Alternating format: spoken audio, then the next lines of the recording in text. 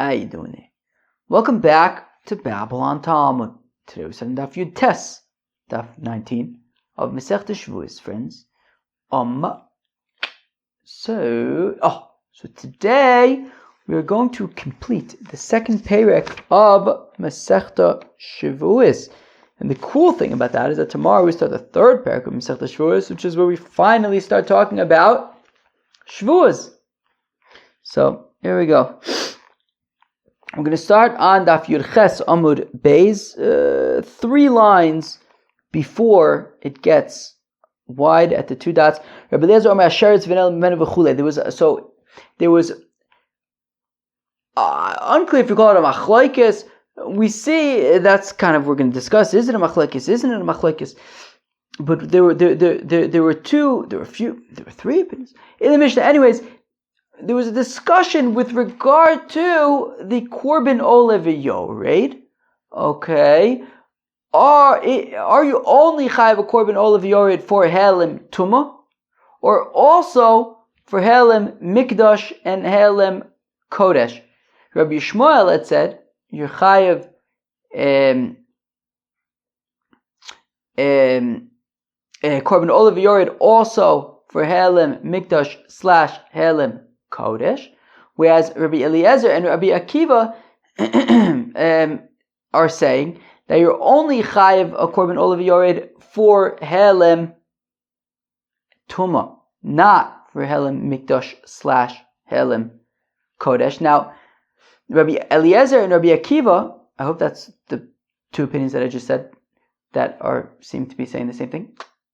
So, both say that you're only chayiv for Helim Tumah, not for Helim Kodesh / Mikdash. Now, Rabbi Eliezer had learned this out from the fact that the pasuk says Hasheretz V'nelom Mimenu, whereas Rabbi Akiva had learned it out from V'nelom Mimenu V'utame. So the shaila is, what's the difference? What's the difference between the 2? So now, frag the Gemara, my benayu. What's an afkamina? It seems, right? We have Rabbi Eliezer says, right? If you look at the Mishnah, it says, Rabbi Eliezer Omer Asheretz V'nel Mimenu Alhelim Sheretz Chai V'enu Chai V'Alhelim Mikdash. Rabbi Akiva Omer V'nel Mimenu V'utami Alhelim Tumah Chai V'enu Chai V'Alhelim Mikdash. What's the difference? It sounds right. The Mishnah is listing them as 2 different opinions. What's the difference between them? My benai, what's the nafkamina? Omer Chizkiah says Chizkiah Sheretz V'nevela Ika. Benai, the nafkamina is if he's unsure if the source of his tumah was that he touched a dead sheretz or that he touched a nevela. Did he touch a dead mouse or did he touch a dead cow? Or a dead sheep? He's not sure. Or, let's say a dead nevela. Or a dead, I don't know, a dead donkey or something. Is a sheep that's like not slaughtered properly? Is that nevela, or is it davka? I have to look that up. Or is it davka it's just like a dead horse for sure? That's nevela, I think. Wait, let me 1 second. Okay, I just looked it up in the article. It's either one. It's either the carcass of a non-kosher animal or the carcass of a kosher animal that was not properly shechted. Right, of course, a properly shechted kosher animal would not be nevela. Now, so the shaila is what happens when he knows that he's tummy. He knows that he's tummy. However, he's not sure the source of his tumah.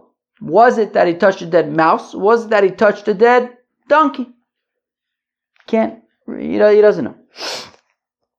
Eliezer savar pa'inon ad yada ibesheretz itame I benevela itame.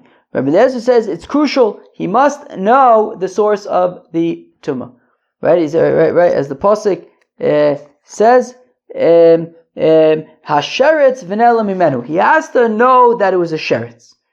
If he's not sure if it was a sheretz, if it was a nevela, then he would not be chayiv to bring a korban ole v'yard. He has to know the source of the tumah. Rabbi Akiva says, meh, lo b'inon ad yada. We don't need him to know the exact source, the reason why he's tameh. The chayvin the yoda the itami ba'olam lo tzarich b'sharis itami b'neveli itami. Rabbi Akiva says, look, he knows one thing for sure, that he's tameh. And then he lapsed, and he went into the Beis HaMikdash. So he knows that it was Helam Tumah. Now, was it Helam Tumah from a sheretz, or Helam Tumah from an avelet? That he can't tell you. But he knows, he can tell you that he was tameh, and it was Tumas Mikdash v'Kadoshav. So, therefore, Rabbi Akiva would say, you don't need to know the exact source, and you would bring a korban olav yard in that case. And similarly, says Ula, Sheretz, Unavela, Ika Benayu, that the difference between Rabbi Eliezer and Rabbi Akiva is this scenario when you know your tameh, but not sure the source of it, if it was a Sheretz or if it was a Nevela.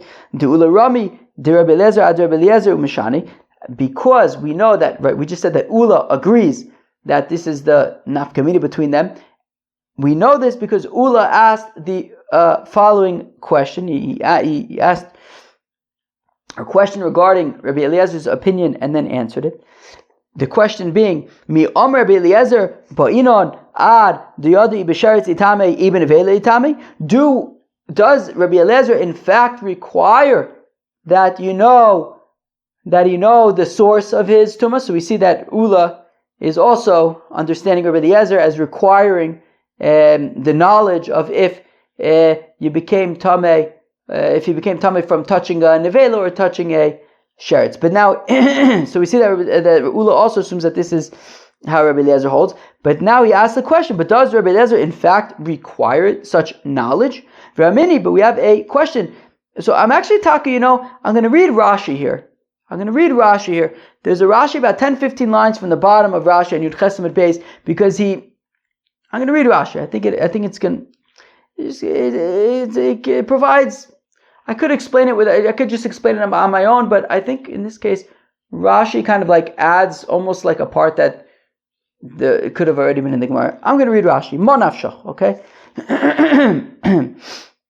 Rashi Dibra Maskul Monafshach, second to last Rashi on the Amud, about 10-15 lines from the bottom of Yud Chesed Beis. Monafshach Mishnah Bekresis. It's a Mishnah Masechta Kresis. Okay, Kresis is, we got about 2 years till then. Chaylev Venos, maybe less, 1 3/4, 1.5 years, maybe, I don't know. Mishnah Bechresis, it's a Mishnah in Kresis. Chaylev Venoser Lefanov. So if he has two pieces of, he's got two pieces of animal in front of him. One of them is Chaylev, and the other is Noser. And both of which are chiyuvei kares, and if you ate them b'shoigig, you have to bring a korban chatas. Ochel echad man, he ate one of them. B'shoigig ve'eno yodeya ez a man. So he ate one of them, he just doesn't know which one. But he definitely ate something that they have to bring a korban chatas for. But he doesn't know which one. Similarly, v'shavos v'yom kippurim. Also, melacha becha man ve'enu yodeh be'ez man. He did melacha. Now, it was either Shabbos or it was Yom Kippur. He doesn't remember which one. But he knows that he did melacha on one of them, which again is something that you'd be chayiv a korban chatas for. Ishto nida ve'achoso imo baboyis. Shogag bachas man ve'enu yodeh be'ez man. And, right, so his wife was a nida. Also, his sister was in the house. He slept with one of them. He's not sure which one. Either one, you have to be in korban chatas by accident, right? If you did it by accident. So Rabbi Eliezer mechayev chatas. So here Rabbi Eliezer says you taka chayev to bring a korban chatas. Rabbi Yeshua poter. Rabbi Yeshua says poter. So Rabbi Eliezer monafshach. So now let's go back to the Gemara. About 6 or so, 2, 4, 6 lines from the bottom of Yud Chesed Beis v'Ramini.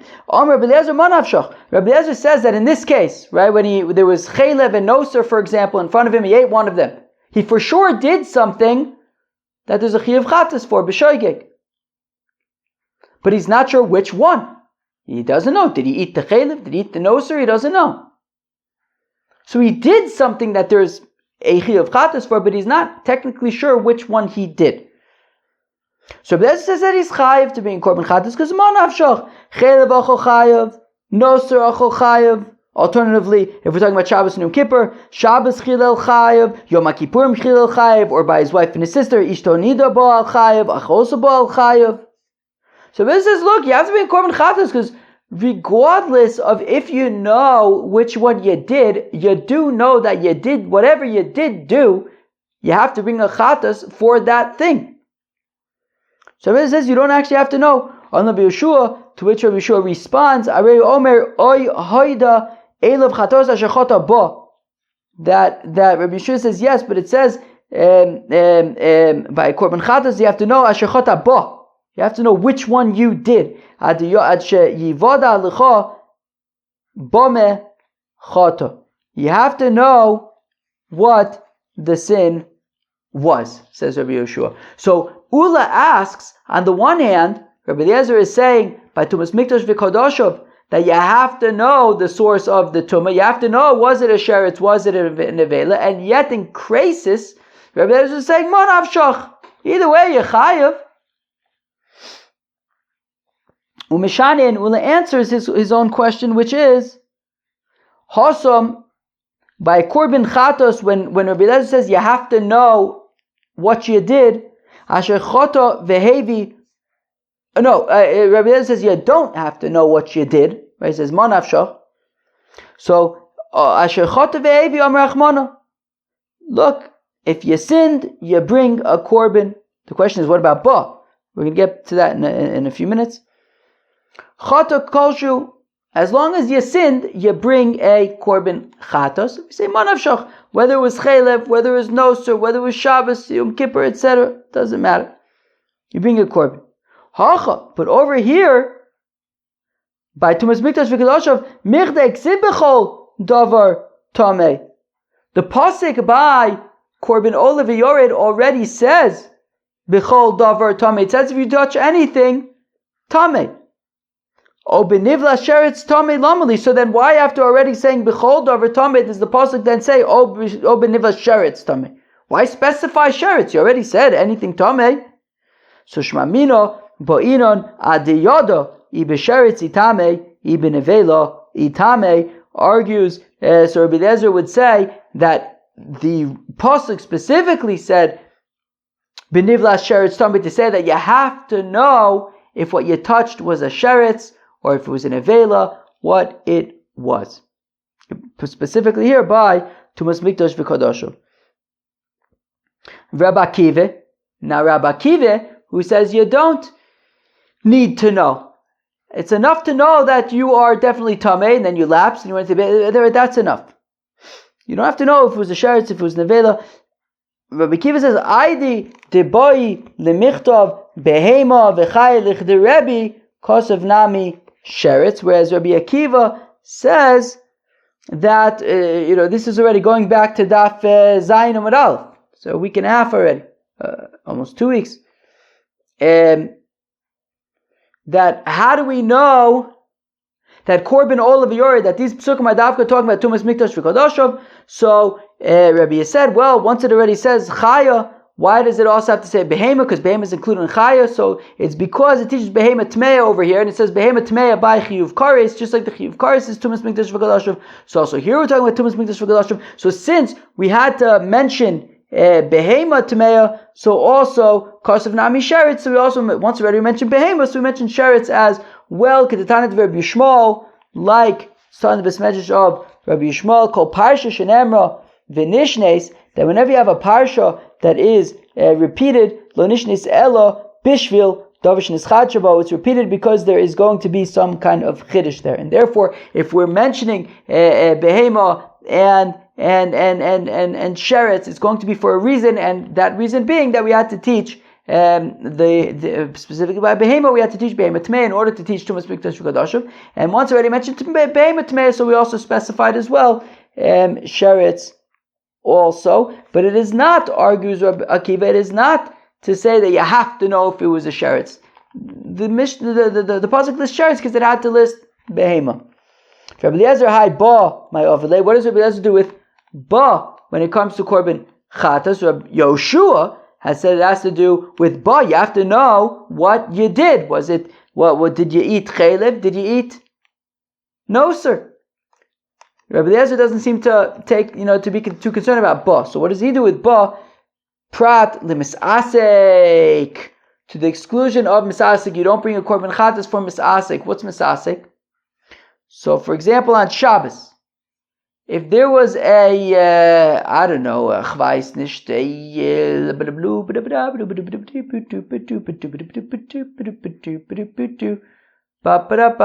there was like some kind of thingy, like something that grows from the ground. Who can give me an example of something that grows from a ground? Who can give me an example of something that grows from the ground? Who's got an example of something that grows from the ground? Who can give me an example? How about this? Let's say you have things that grow on the ground. What are things that grow on the ground? What are things that grow on the ground? I don't know. Let's say you add like cabbage or something. Okay, and then let's say you have like cabbage. I think cabbage, or like lettuce or something. They like grow like on the ground, right? And then like they're like on the ground kind of, and then you, I guess, like cut them from the ground. Let's say. So let's say it was Shabbos, and you're like, oh, I want to eat lettuce, and you go to like your lettuce patch.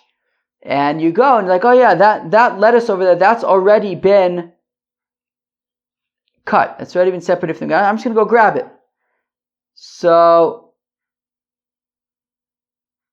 yeah, okay, fine. So you go to grab it, but then you end up not grabbing the one that you intended to grab because you got a bunch of lettuces there. You grabbed a different one. Okay? And that one wasn't detached, and you ended up detaching it from the ground. That's misasa. Kilu, you intended to do something mutter. Not only did it end up being usher, but it was a completely different thing, right? It's not like you thought you thought that this cabbage or lettuce or whatever was detached, and you went to grab it. It turns out it was attached. No, it's not that. That would be shogeg. This is, you went to take the detached one, but you ended up detaching a different one. That is misasek. And you would not bring a korban chatas for that. Okay, let's go weiter. Reb Yechanan Omer says, Reb Yechanan Mashmos Darshan Yikabenav. So Reb Yechanan says, look, take, there's no nafkamine between Rabbi Eliezer and Rabbi Akiva. They say the same thing. Just that they learn it out from different psukim. Rabbi Eliezer learns it out from Hasheretz V'Nelam Mimenu. Akiva learns it out from V'Nelam Mimenu V'Utame. Same thing, different source. That's it. Just the implication of the psukim is what they argue about. That's it. But in practical terms, there's no difference. And if Sheshes sees things the same way as Rabbi Yochanan, they're just arguing about where the source is, but the content, the actual, there's no difference in terms of the actual opinions. Interesting. So much so that it wasn't even important to Rav Sheshes to get their opinions right. Ki'ilu. Sometimes I guess he would say Rabbi Akiva was learning out from the Sheretz thing, Rabbi Eliezer was learning out from the Tami Vinel, whatever. Like he would switch up. There was literally no difference in practice between their opinions that he wasn't even makbid to like make sure to get them right, because at the end of the day they were the same opinion. Interesting, very interesting. Rav asked Rav Nachman, "Helim zevoza biyodei mau." So Rav asked Rav Nachman, what if there was a double lapse? Because according to Rabbi Eliezer and Rabbi Akiva, you're only chayiv if there's a lapse about tumah, right? So you touch a dead sheretz, and you forgot that you touched a dead sheretz and that you're tameh, and you're going to the Beis Hamikdash. You know you're going to the Beis Hamikdash, but you forgot that you're tameh. So that's helim tumah, and you would be chayiv a korban olav yored for that. Their opinion is also that if you knew that you were tameh but you forgot that you were going into the Beis Hamikdash, you would not be chayiv to bring a korban olav yored for that. So now what if you forgot about both? You touched a dead sheretz, you forgot that you're tamei, and you forgot also that you're going into the base ha-mikdash. So what's the halacha there according to Rabbi Eliezer and Rabbi Akiva? So Amalei Rav Nachman responds, Arei helim tumah biyado. Well, memele, if you forgot about both, about the tumah and the base ha-mikdash, or the kodshim, let's say the base ha-mikdash. So memele, if you forgot about both of them, well, that includes forgetting about the tumah. So that's helim tumah. V'chayiv, and therefore, you would bring a korban olav yored. Adar Abba. But one second, I'll argue punkt fakert. Harei helim mikdash biyadoi. Memele, if there's both helims, of tumah and mikdash, so memele, that means that there was helim mikdash, and he should be potter. According to Rabbi Eliezer and Rabbi Akiva, Amar Rav Ashi says, Rav Ashi chazinon. Well, what we do is we do a little test, says Rav Ashi. Imi tumah kaparish arielim tumah biyado v'chayav. Imi mikdash kaparish arielim mikdash biyado ufater. Interesting. So Rav Ashi has an interesting opinion, which is going to be refuted. Rav Ashi has an interesting opinion, which is do a little test. We say to the guy, "Hey guy, you're tamei." And he goes, "Oh boy, I better get out of here." Well, then that means that it was helim tumah.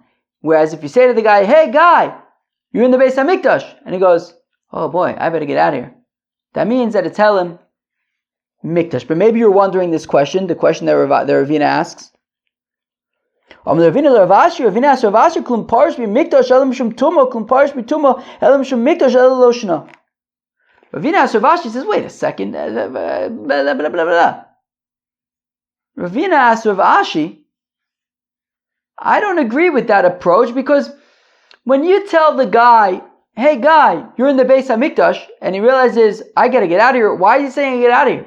Like, even if he forgot that he's in the Beis HaMikdash, and you say, "Hey guy, you're in the Beis HaMikdash," he's like, whoa, totally forgot. Thanks for letting me know. Like, why should he leave the Beis HaMikdash? Okay, he forgot he's in the Beis HaMikdash, so you reminded him.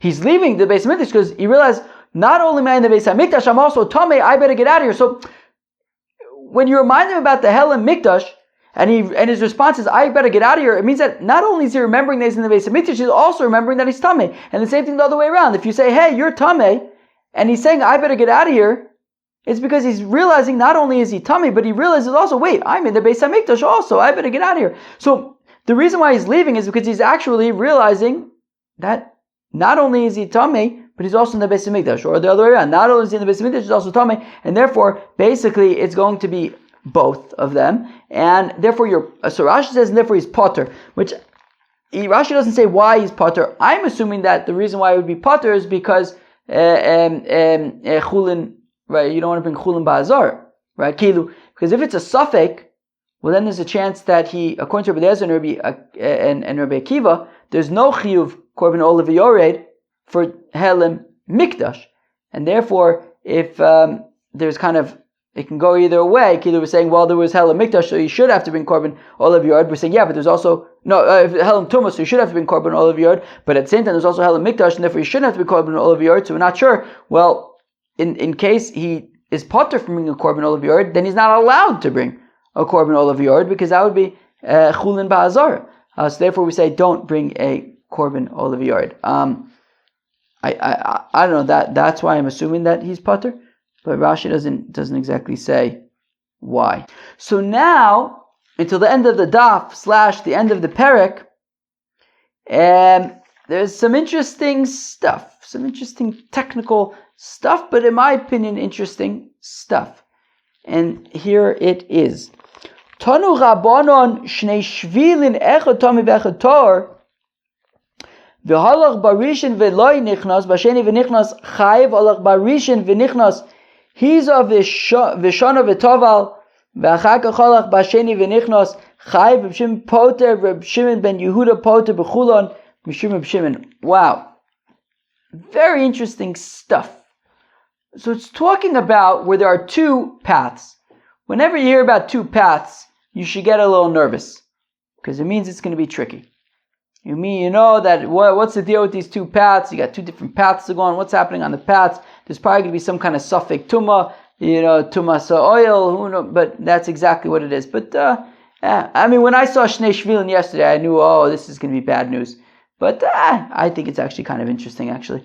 So anyways, so there's these two paths. Two paths. On one of them, there is a corpse, a grave. A corpse was buried on one of the paths. And if you walk down on that path, you're tummy. It takes up the whole path. There's no chance that you're not tummy. You're tummy. The thing is, you're only tummy if you walk down that path. If you walk down the other path, you're Torah. Because one path is Torah, one path is tummy. So the first scenario is where he walked down the first path.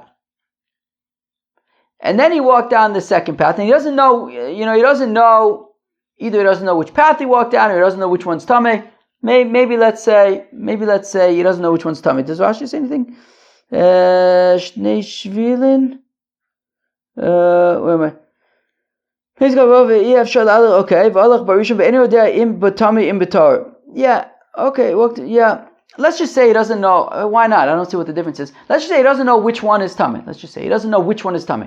So, in the first scenario, he walks down the first path, and then he walked down the second path, and then he went into the base Hamikdash, and he forgot that he walked. Then there was Helim Tumah. He didn't deliberately go into the base Hamikdash, but then he goes into the base Hamikdash. So we're saying that he's going to be chayav to bring a korban olav yored because he was definitely tameh when he went into the base Hamikdash. Okay, he went down the first path, then he went down the second path. One of them is tameh, so he's definitely tameh. He went to the base Hamikdash, so behelim tumah. So in that case, he's definitely chayav to bring a korban olav yored. The next scenario is a little bit more interesting, which is he went down one path, and then he went into the Beis HaMikdash. So when he went, and behelim kilu suffik tumah. So when he went into the Beis HaMikdash, he wasn't actually sure if he was tameh.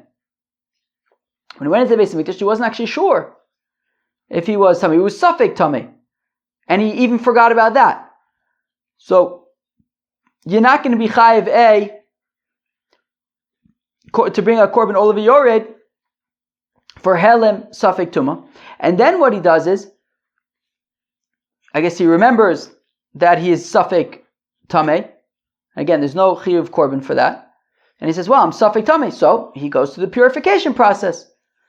They sprinkle him with the mei efer paraduma on day 3, on day 7. He goes to the mikveh. He's now completely purified. And then he walks down the second path and goes into the Beis HaMikdash.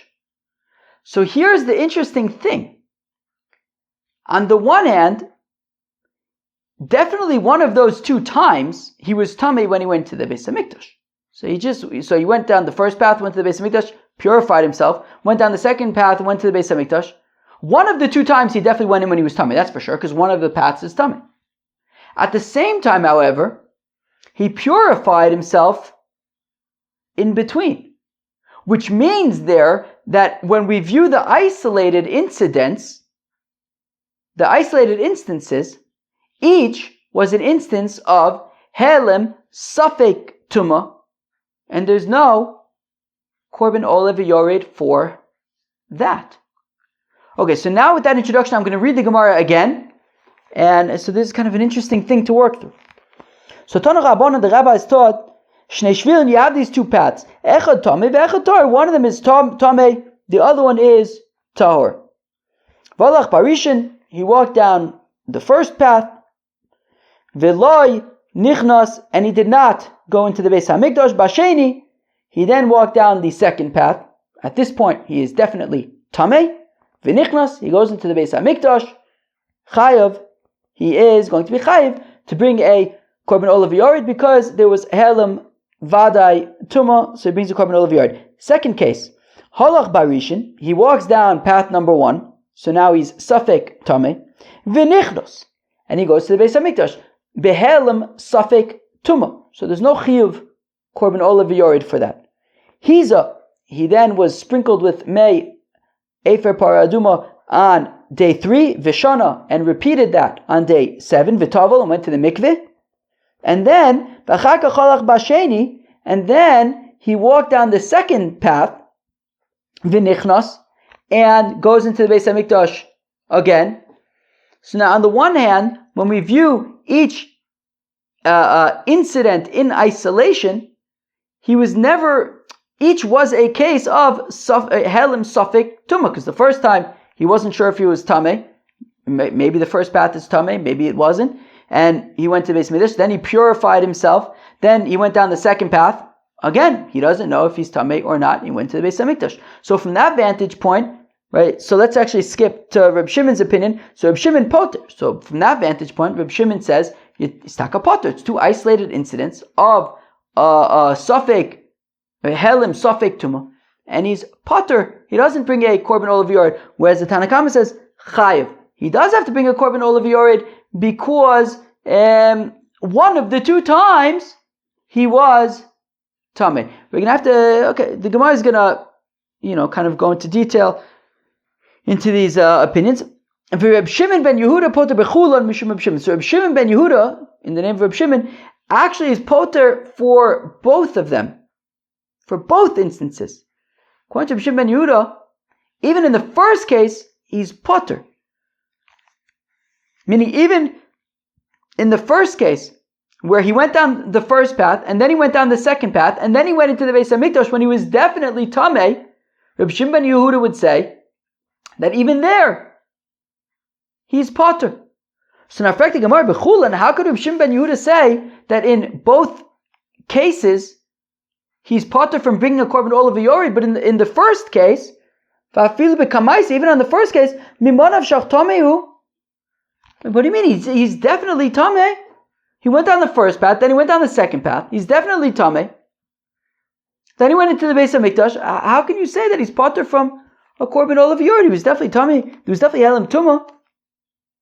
Omar Rove says Rove, Hochav Mayaskino, near what you're talking about, Kigon, Sheholach Barishin, Uvshashaholach Basheni, Shochach Sheholach Barishin, Davde Miktas Yediyah Uvaha, Kumifike Tanakamas over Aminon, Miktas Yediyah Kechol Yediyah Reb Shimon, Ben Yehuda Sovar, Loya Ben Miktas Yediyah Kechol Yediyah.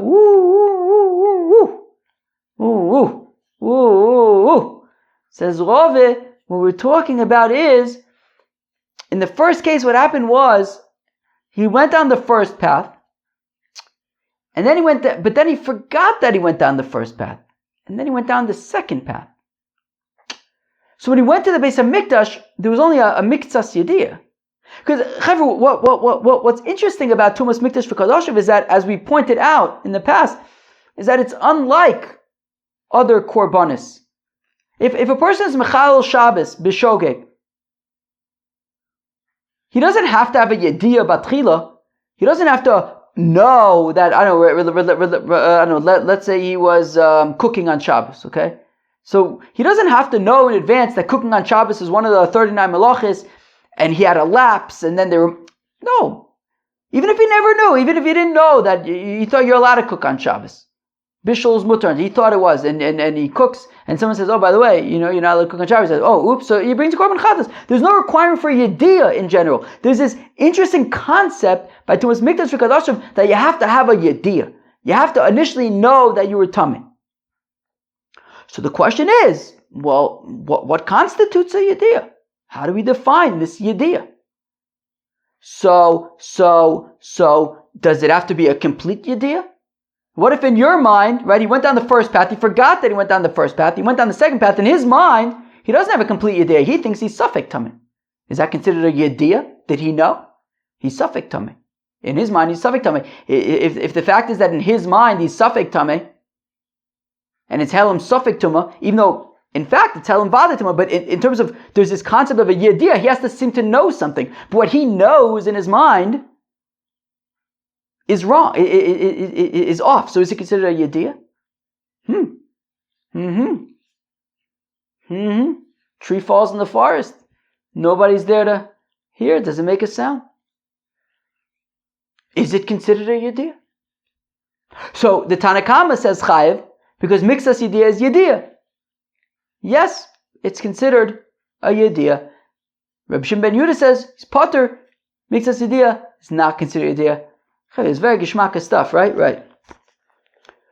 So says the Gemara, Amar Rove, says Rove, Hachab ma'iskin, here what are we talking about? Kigon, Shahalach barishin, he went down the first path, V'shashalach basheni, Shachach shalach barishin.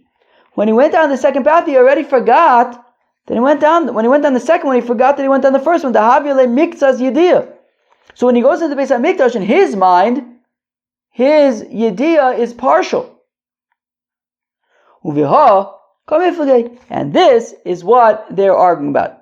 Tanakame who says Chayav, Savir Amrinon Mikzas Yediyah K'chol Yediyah, he says we'll treat partial Yediyah like complete Yediyah, and therefore it's Chayav. Reb Shimon ben Yehuda Savar, Lo Amrinon Mikzas Yediyah K'chol Yediyah. Reb Shimon ben Yehuda says, no, we will treat a partial Yediyah as a partial Yediyah, and we won't consider it a proper Yediyah, and he will be Patur. He will be Patur from having to be a korban. That's geschmacka stuff. Okay, now moving on to the second scenario. Halach barishin. He goes down the first path. V'nichnos. Okay, he went down the first path and then he went to the base. Amikdash behelim sofek tuma.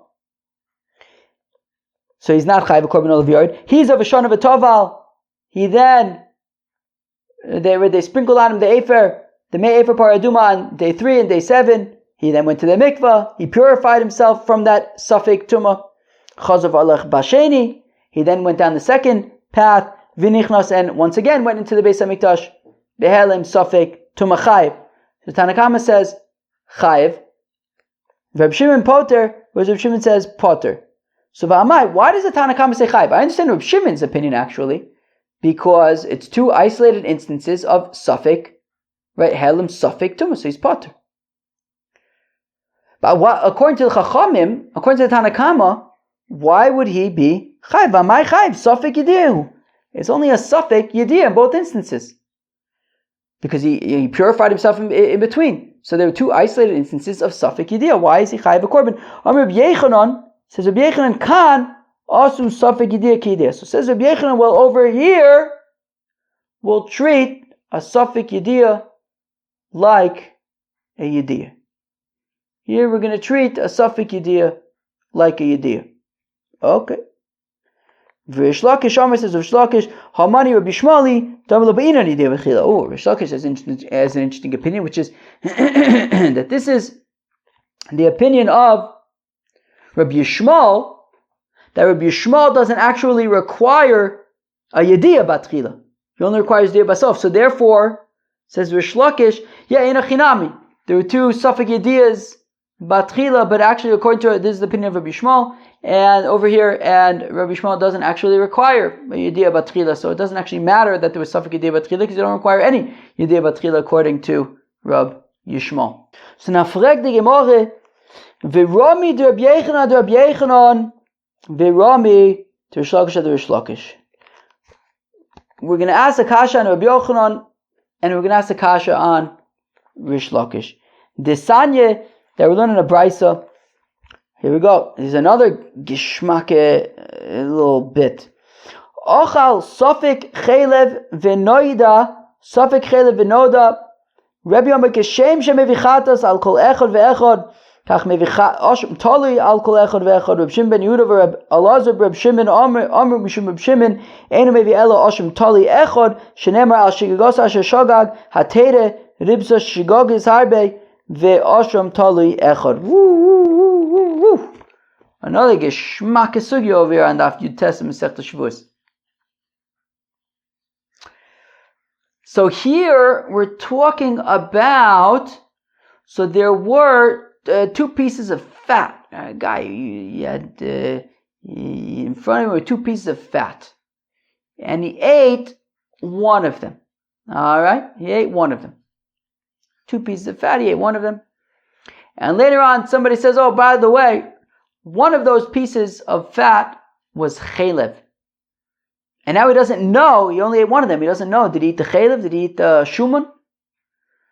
So he brings a korban asham talui. But now what's interesting about this case, though, is that it actually happened nochama. Once again, 2 pieces of fat in front of him. He eats one of them.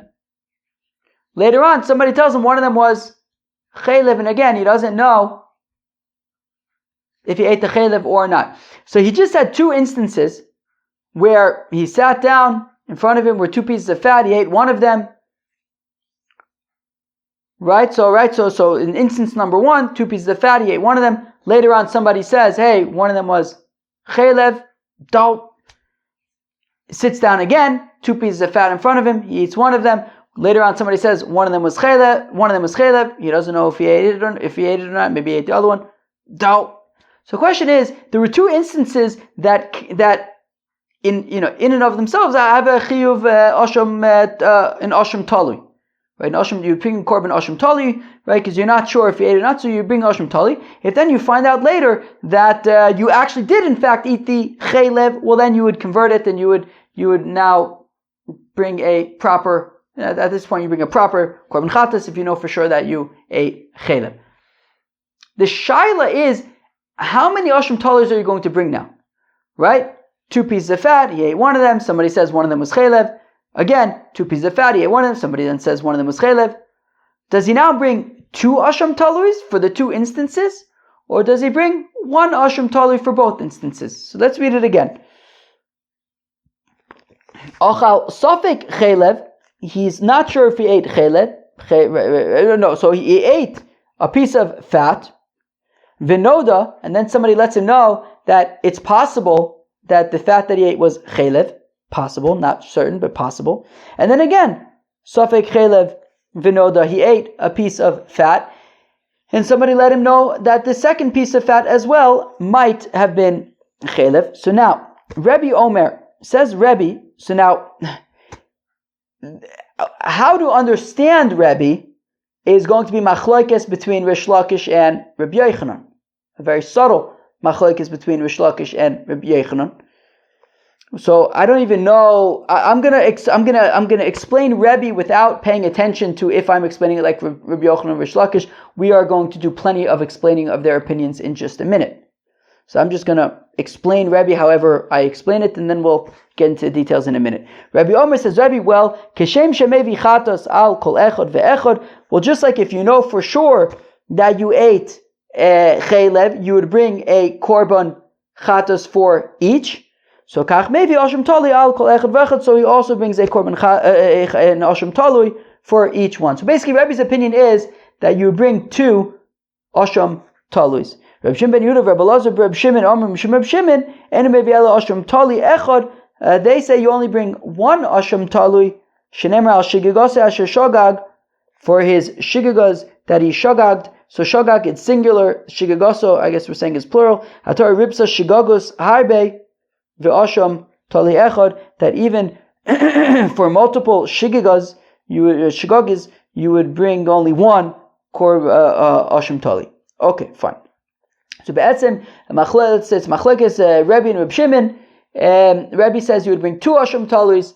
Reb Shimon says you would bring 1 asham tali. Now we're going to get into the details of Rebbe's opinion for why he says that you bring 2 asham talis. V'amar Rish Lakish says Rish Lakish kan shana Rebbe yediyas sfeikis michalkis lichatos. Rabbi Yochanan Amar kishem sheyediyas vade ba'alma michalkis lichatos kach yediyas safik michalkis shamos. Wow. Okay. So now here. Oh, wow, this is givaldic. A few minutes ago we had said, right, Rabbi Yochanan's opinion by the when he went down he went down one path, and then he went to the Beis Hamikdash and he purified himself, then went down the other path. So Rabbi Yochanan had said that kan safek tuma kivade tuma, right? Is that what he said? So kan asu safek yidir ki yidir. They make Safek Yediyah like a Yediyah. So here we're going to see a Machlokes Rabbi Yochanan and Rish Lakish about this exact concept. That we're going to see that Rish Lakish actually is the one who says Safek Yediyah is Ki Yediyah, whereas Rabbi Yochanan is going to say, or is not going to say Safek Yediyah Ki Yediyah. Here we go. It's very, very cool, this description. So Rebbe had said that you're going to bring 2 Korban Asham Talus. Why? He had somehow connected it to the fact that you'd bring multiple Chatases. The question is, what exactly is the relationship between the multiple Chatases and the multiple Asham Talus? So Rish Lakish explains the relationship is thus. If you remember, we saw, when did we see it? Was it yesterday? So yesterday's stuff. The concept of Shnei Zeh Seichelev Behelem Echad.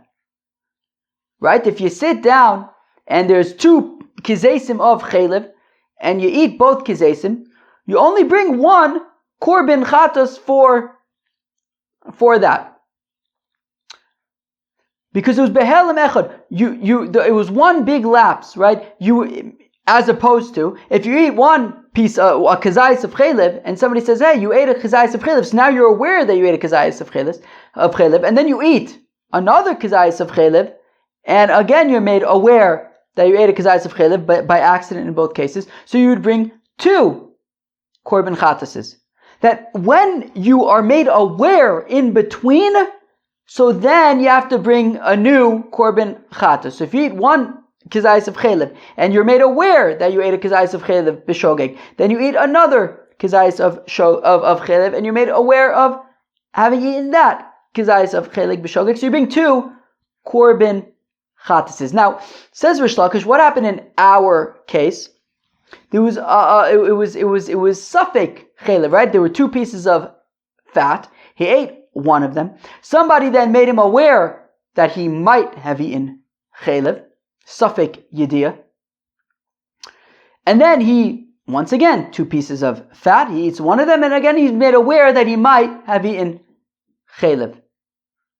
And says Rish Lakish that what Rebbe is saying is that if he then later finds out that actually in both instances he really did eat the chelev, so he just ate chelev twice, so he ate chelev twice, he would have to bring 2 korban chatases. Why would he have to bring 2 korban chatases? Because the partial yediyah in between, right, when there were 2 pieces of fat and he ate one of them, and he was known that he was made known that he might have eaten chelev, and then again 2 pieces of fat, he eats one of them, and then it was made known that he might have eaten chelev. The fact that in between those 2 instances he was made known that he might have eaten chelev, that miktsas yediyah, that safek yediyah is enough of a knowledge between the 2 instances that when he then finds out that he definitely ate chelev, he will have to bring 2 korban chatases. So we see that be'etzem, what's Reish Lakish saying? That miktsas safek yediyah ki yediyah. That safek yediyah is ki yediyah. That the safek yediyah between the 2 instances is enough to be mechayvim 2 korban chatases as though there was a vadai yediyah. So we see that Rish Lakish is saying safek yediyah ki yediyah, whereas Rabbi Yochanan says no, that's not what Rebbe's saying. Rebbe's not saying that you bring. Then just one more last detail on Rebbe's opinion, and therefore, since you are bringing 2, since because of the safek yediyah, you would bring 2 korban chatases. If you found out ultimately that you definitely ate chelev twice, you bring 2 korban chatases. So because you would bring 2 korban chatases, you also bring 2 asham talis when you don't yet know that you definitely ate chelev. So you'd bring 2, just like you'd bring 2 chatases if you certainly know. So then you would bring 2 asham talis when you are unsure. Whereas Rabbi Yochanan says that is not what he said. That's not what Rebbe's saying. Rebbe's not saying that because there was a safek yediyah in between the 2 instances, therefore you would definitely bring 2 Korban Chatas is when you find out you definitely ate Chaylev because you bring 2 Korban Chatas, that's why you bring 2 Asham Talis. That's not what Rebbe is saying. What Rebbe is saying according to Rabbi Yochanan is that since in general, when you would know, right, if you, as I described a few minutes ago, in the scenario where there was a piece of fat in front of you, you ate it. Somebody says, oh, that was Chaylev. Dag nabbit. Then again, there was a piece of fat in front of him, he ate it, somebody says, oh, that was Chaylev. Since in that case, when there was a Vada Yediyah in between, you would bring 2 Korban Chatases, when we're talking about actually eating Chaylev, and you know in between that you actually ate Chaylev, you would bring a Korban Chatas for a Vada Yediyah. So too, when we're talking about an Asham Talui for Safek Yediyah, so then the Safek Yediyah, when you bring a Korban Asham Talui for Safek eating Chaylev, so then the Safek Yediyah in between is enough to be Mechayev you 2 Asham Talis. Right? So just like when we're talking about definitely eating Chaylev, a Vada Yediyah would be Mechayev you 2 Chatases. So we're talking about Safek eating Chaylev, so a Safek Yediyah will be Mechayev you 2 Asham Talis, but it's not saying that a Safek Yediyah is like a Vada Yediyah. So what's interesting is that a few minutes ago, Rabbi Yochanan was the one who said that by Tumas Mikdash v'Kadoshav, they make Safek Yediyah Kivada Yediyah, and yet over here by Chaylev, Rabbi Yochanan is the one who's saying we don't say Safek Yediyah Kivada Yediyah. So now, okay, shall I read it inside? Sure, why not? So where are we? V'Amar Rish Lakish says, Rish Lakish, Kanshana Rebbe is teaching that Yediyah's Sfeikis, that the Safek Yediyah in between the 2 instances of when there were 2 pieces of fat and you ate one of them, somebody then tells you may have eaten Chaylev. So the Safek Yediyah in between Michalkos L'chatos is enough to be a separation that if you then find out later that for sure you ate the Chaylev, you would bring 2 Korban Chatases, and since you would bring 2 Korban Chatases then, so you bring 2 Asham Taluis for now. Rabbi Yochanan says, no, what Rabbi is saying is that Kishem, that in general, when it comes to if you definitely ate Chaylev, sheyediyas vaday be'alma mischalkus lechatos, just like when we're talking about definitely eating Chaylev, so a yediyah vaday is enough to be mechayev you multiple, right? It's separate korban chatases. So here also, when we're talking about asham taluis for safek Chaylevs, so kach yediyah safek mischalkus la'ashamos. So also a safek yediyah is enough to bring a asham talui, 2 asham taluis. But he's not saying safek yediyah kevadei. So it says the Gemara, look, I can explain to you why Rabbi Yochanan earlier had said Safek Yediyah Kivada Yediyah, but over here we're saying he's not saying Safek Yediyah Kivada Yediyah. Also, if you look at Rabbi Yochanan's opinion earlier, what did he say? Rabbi Yochanan had said, Kan also Safek Yediyah Ki Yediyah. Here, by Tumas Mikdash v'Kodoshev, they make Safek Yediyah Kivada Yediyah. Ki Yediyah. Where am I? So look, Kan asu v'lo b'chol atorah kula asu, but not everywhere, not by Chaylev.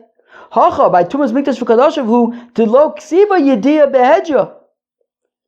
By Tumas Mikdash v'Kodoshev, it doesn't actually say Yediyah batchila explicitly, at least not according to Rebbe.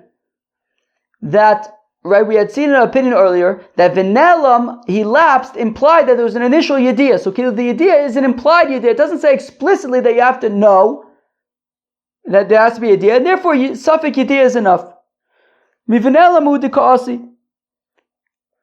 That because by Tumas Mikdash v'Kodoshev says Vinelam, from which we therefore imply that there must have been a Yediyah, but it doesn't say it explicitly, so Safek Yediyah is enough. But not everywhere, not by a korban chatas. It says ahoda, he has to know. There he has to know for sure. Safek Yediyah is not going to be enough. But frankly, Gemara, why is Rish Lakish explaining that the case when he went down the one path, then he went to the Beis Hamikdash, then he purified himself, then went down the second path? Rish Lakish says, you know what? That's the opinion of Rabbi Yossi, who doesn't actually. That's the opinion of Rabbi Shmuel, who doesn't actually require a Yediyah Batchila.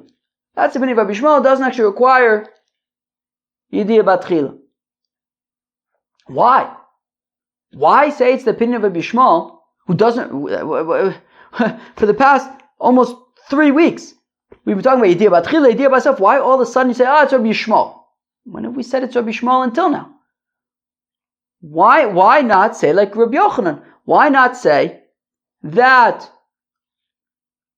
it is like Rebbe, that you do need a Yediyah Batchila and a Yediyah Basaf, but that we make Safik Yediyah Ki Yediyah. So, why say it's Rabbi Yishmael's opinion? Don't require Yediyah Batchila. Say that it's Rebbe's opinion that you do require Yediyah Batchila. And just say that Safek Yediyah Ki Yediyah. Hakamashman Rabbi Yishmael lo ba Yediyah Batchila. Well, Rish Lakish is teaching us that according to Rabbi Yishmael, you don't need a Yediyah Batchila. Pshita, to lo bai, mitlo miyasri lekroi, v'nelm de mechayev al helem mikdash. But one second, obviously, Reb Yishmael does not require Yediyah Batchila, because after all, Rabbi Yishmael learns that you're chayev Korban Olav Yored not just for Helem Tumah, but also for Helem Mikdash v'Kodashav, because it says V'Nelem twice. One to teach about Helem Tumah, and the other to teach about Helem Mikdash v'Kodashav. You don't have an available V'Nelem to teach Yediyah Batchila. So of course he doesn't require Yediyah Batchila. Why do I need Rish Lakish to teach me that? Well, Ma'adetema ki leisle mikroi, ava mikmori isle. I may have thought, look, maybe Rabbi Yishmael doesn't learn out from Psukim, but he has a tradition that there's a Yediyah Batchila as well. Kamash Milan, that no. Rish Lakish is teaching us that according to Rabbi Yishmael, there is no Yediyah Batchila Hajan Olach, Yediyah Satuma. We'll come back to Yediyah Satuma. That was some daf. Wow. We explored the machlokes at the beginning of the daf between Rab Eliezer and Rabbi Akiva, who both do only require Korban Olav Yored for Helem Tumah, but not for Helem Mikdash v'Kodashav. We explored if there's an afkamina between them in terms of requiring, knowing if it's you can come from a sheretz or from a nevela. We saw other opinions who said that there is no difference between them. We saw the opinion of the Shnei Shvilim, these two paths that are Safek Tumah, and then you go into the Beis HaMikdash. What if you purified yourself in between? Very interesting stuff. We explored exactly how this Yediyah works and what the requirements for the Yediyah. We discussed Asham Talui and Korban Chatases and Safek Yediyahs, all sorts of interesting things. Chaver, tomorrow we are going to start the third parak of Shevuos, which means we're actually this is Masechta Shevuos. We've gone 3 weeks almost of Masechta Shevuos, and we're just talking about Tumas Mikdash v'Kodashav. What does that have to do with Shevuos? So tomorrow we're going to start learning about Shevuos. It's going to take us back maybe to our Nidarim days, our Nazir days. So everybody get ready for that. Peace out.